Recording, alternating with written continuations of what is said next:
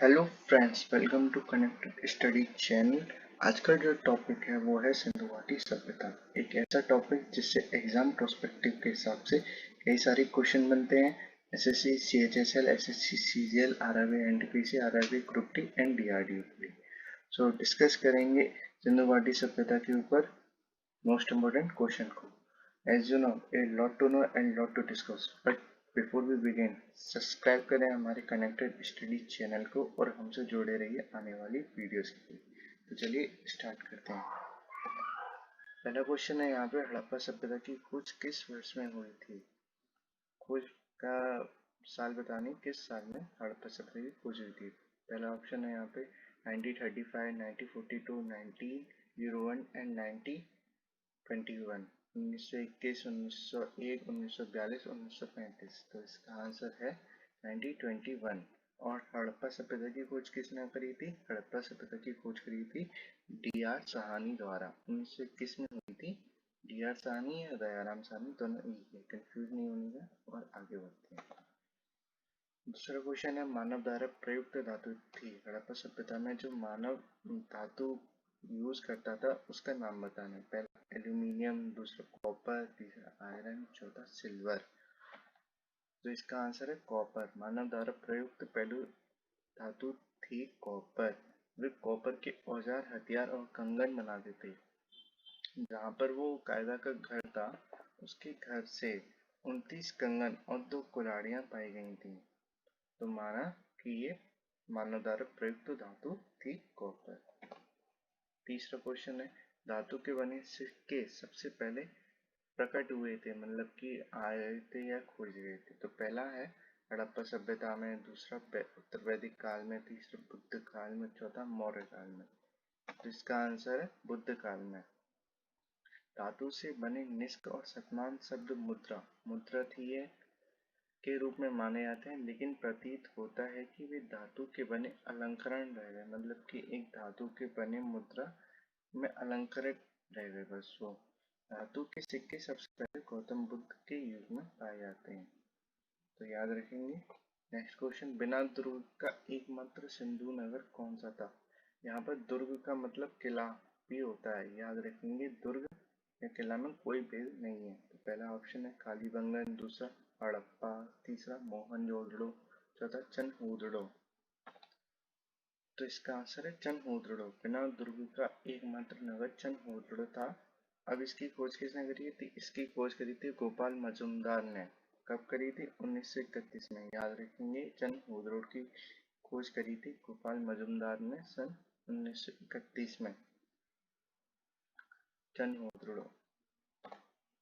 पांचवा, प्राचीन काल में स्त्रोत के लिए सामग्री लिखने के लिए प्रयुक्त भाषा थी। स्त्रोत सामग्री लिखने के लिए प्रयुक्त भाषा का नाम बताना, कौन सी भाषा यूज करते थे? तो पहला ऑप्शन है संस्कृत, दूसरा पाली, तीसरा ब्राह्मी, चौथा खरोष्ठी। तो इसका आंसर है संस्कृत। संस्कृत वैसे भी हमारे भारत देश की सबसे प्राचीन भाषा है और ये विश्व की प्राचीनतम भाषाओं में से एक मानी जाती है, तो इसका आंसर बनेगा संस्कृत। नेक्स्ट क्वेश्चन, सिंधु घाटी सभ्यता के लोग अपने मकान बनवाते थे, जो रहने के लिए घर बनवाते थे लोग, वो किससे बनवाते थे? पहला पक्की ईंटों के, दूसरा पत्थर के, तीसरा लकड़ी के, चौथा सभी के। तो इसका आंसर है पक्की ईंटों के। सिंधु घाटी सभ्यता के लोग अपने घर पक्की ईंटों के बनवाते थे। इस सभ्यता की विशेषता थी इसकी नगर योजना प्रणाली, समझे? बनवाते थे लोग पक्की ईंटों के। सातवां क्वेश्चन, मोहनजोदड़ो में सबसे बड़ा भवन कौन सा था? भवन का नाम बताना है, कौन सा था? पहला अन्नागार, दूसरा ध्याननगर, तीसरा संसद और चौथा 2 मंजिल मकान। इसका आंसर है अन्नागार। मोहनजोदड़ो में सबसे बड़ा घर अन्नागार था। इसे यह अन्न कोदार भी कहा करते थे, जहाँ पर अन्न का भंडार करते हैं वो अन्न कोदार। इसकी लंबाई थी 45.71 और चौड़ाई थी 15.23 मीटर चौड़ा था ये। याद रखेंगे, कितनी लंबाई थी? 45.71 और चौड़ाई थी 15.23 मीटर चौड़ा। नेक्स्ट क्वेश्चन, सिंधु घाटी सभ्यता का पतन नगर कौन सा था? पतन नगर का मतलब बंदरगाह। बंदरगाह कौन सा था सिंधु घाटी सभ्यता का या पतन नगर? चलो, पहला ऑप्शन है कालीबंगन, दूसरा लोथल, तीसरा रोपड़, चौथा मोहनजोदड़ो। इसका आंसर है लोथल। लोथल अब गुजरात में स्थित है। सिंधु घाटी का एक बंदरगाह था। यहाँ मिस्र और मेसोपोटामिया से व्यापारिक जहाज आते थे। जो यहाँ पर व्यापार करने के लोग आते थे वो मिस्र और मेसोपोटामिया से आते थे। यह नगर मोहनजोदड़ो के साथ घनिष्ठ संबंध रखता था। लोथल से धान तथा युगल सावधान के तत्व मिलते हैं। याद रखेंगे, लोथल था पतन नगर या बंदरगाह। हड़प्पा सभ्यता किस युग की थी? जो हड़प्पा सभ्यता का युग बताना है, पहला ऑप्शन है कांस्य युग, दूसरा नवपाषाण युग, तीसरा पुरापाषाण युग, चौथा लौह युग। तो इसका आंसर है कांस्य युग। पहला ऑप्शन कांस्य युग। हड़प्पा सभ्यता कांस्य युग की। इस युग में संस्कृति के लोग पत्थर के बहुत शैल औजार और उपकरण का प्रयोग करते थे, लेकिन वे कांस्य के निर्माण और प्रयोग से भलीभांति परिचित थे। वैसे तो वो पत्थर का यूज करते थे, पर वो परिचित थे और कांस्य के निर्माण से। 10वां क्वेश्चन, किस जिले में मोहनजोदड़ो स्थित है? जिले का नाम बताना है, प्रेजेंट में वो किधर स्थित है, लोकेशन क्या है उसकी। पहला ऑप्शन है लरकाना, दूसरा सिंध, तीसरा उधमपुर, चौथा मोंटगोमरी। इसका आंसर है लरकाना। लरकाना कहाँ है? पाकिस्तान में। मोहनजोदड़ो पाकिस्तान के उत्खनन सिंध प्रांत के लरकाना में स्थित है। इसका उत्खनन राखल दास बनर्जी ने 1922 में कराया था। मोहनजोदड़ो का उत्खनन 1922 में राखल दास बनर्जी ने कराया था। याद रखेंगे, कई सारे क्वेश्चन बनते हैं। पहला क्वेश्चन बन गया, मोहनजोदड़ो कहाँ स्थित है, लरकाना कहाँ स्थित है। नेक्स्ट क्वेश्चन बन गया, किसने कराया था मोहनजोदड़ो का उत्खनन और कब कराया था? 1922 में। तो याद रखेंगे, 4-5 क्वेश्चन एक क्वेश्चन से बन रहे हैं यहाँ पर। नेक्स्ट क्वेश्चन, सिंधु घाटी की सभ्यता के लोगों का मुख्य व्यवसाय क्या था? मुख्य व्यवसाय बताना है कि वो सिंधु घाटी जीवन व्यापन के लिए क्या व्यवसाय करते थे। पहला ऑप्शन है व्यापार, पशुपालन, तीसरा शिकार, चौथा खेती या कृषि, दोनों एक ही है। तो इसका आंसर है खेती। चौथा ऑप्शन खेती। सिंधु घाटी की भूमि अत्यंत उपजाऊ थी। सिंधु तथा उसकी सहायक नदियां प्रति वर्ष उर्वरा मिट्टी लेके आती थी। वहां की सिंधु घाटी की जो भूमि थी खेती करने की, खेत खलियान उनके बहुत उपजाऊ थे, और सिंधु नदी और उसकी सहायक नदियां प्रति वर्ष उर्वरक तत्व और उर्वरक मिट्टी लेके आती थी, जो एक फर्टिलाइजर का काम करती थी उनके खेत खलियान में, जिनमें पैदावार काफी अच्छी होती थी। वहाँ के प्रमुख खाद्यान्न गेहूं तथा जौ थे। खाने में वो यूज करते थे गेहूं तथा जौ ज्यादातर। नेक्स्ट क्वेश्चन 12, निम्नलिखित में से हड़प्पा सभ्यता का सर्वप्रथम खोजकर्ता कौन था? खोजकर्ता का नाम बताना है जिसने सर्वप्रथम हड़प्पा सभ्यता की खोज करी थी। पहला सन जॉन मार्शल, तीसरा आर.डी. बनर्जी, तीसरा ए. कनिंघम, चौथा दयाराम साहनी। इसका आंसर है दयाराम साहनी या डी.आर. साहनी। ये फर्स्ट क्वेश्चन में भी बताया गया था कि खोजकर्ता इसका दयाराम साहनी साहब है। कब कराया था ये? 1921 में खोज हुई थी हड़प्पा सभ्यता की। याद रखेंगे, हड़प्पा सभ्यता मंतागोमरी जिले में रवि नदी के तट पर है। रवि नदी के तट पर है मंतागोमरी जिले में। 13 क्वेश्चन, कालीबंगन किस प्रदेश में है? कालीबंगन हड़प्पा सभ्यता का एक नगर था, वो उसकी लोकेशन बतानी है, वो अब किस प्रदेश में। पहला ऑप्शन है पंजाब, दूसरा हरियाणा, तीसरा गुजरात, चौथा राजस्थान। कालीबंगन राजस्थान के हनुमानगढ़ जिले में गग्गर नदी के बाएं किनारे पर हड़प्पा सभ्यता से संबंधित स्थल है। किधर है? राजस्थान के हनुमानगढ़ जिले में गग्गर नदी के लेफ्ट साइड में हड़प्पा सभ्यता से संबंधित स्थल है। याद रखेंगे, कालीबंगन हड़प्पा सभ्यता का तीसरा सबसे बड़ा नगर था। पहला और दूसरा कौन था? चलिए आप वो कमेंट सेक्शन में बताइए हमें कमेंट करके कि पहला और दूसरा कौन सा हड़प्पा सभ्यता का सबसे बड़ा नगर।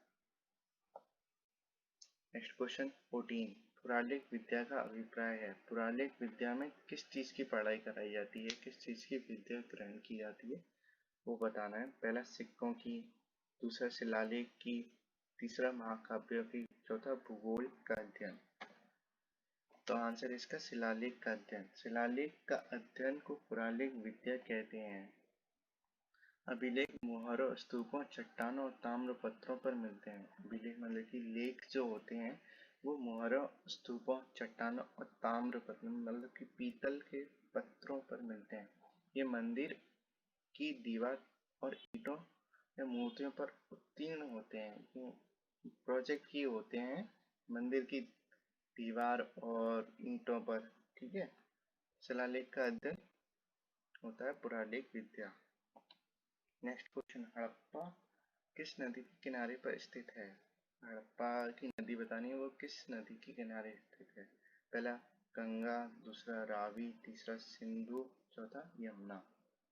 तो इसका आंसर है रावी। हड़प्पा के दो खंड है, एक पूर्वी खंड और दूसरा पश्चिमी खंड। पूर्वी खंड तो पूरा नष्ट हो चुका है, तो वहां पर कोई साक्ष्य नहीं मिलते हड़प्पा सभ्यता के किलेबंदी की। और दूसरा है पश्चिमी घाट, वहां पे किलेबंदी के साक्ष्य मिले हैं, जिसका मुख्य मार्ग उत्तर में था, मतलब कि नॉर्थ साइड में था।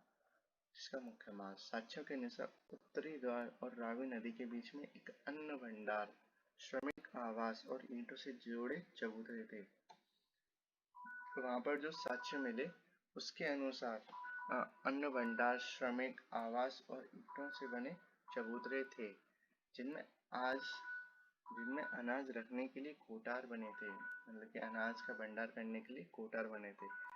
सामान्य आवास दक्षिण में एक कब्रिस्तान भी मिला। हड़प्पा आज पाकिस्तान में स्थित है। कहाँ पर स्थित है? पाकिस्तान में, याद रखेंगे पाकिस्तान में स्थित है। Next question,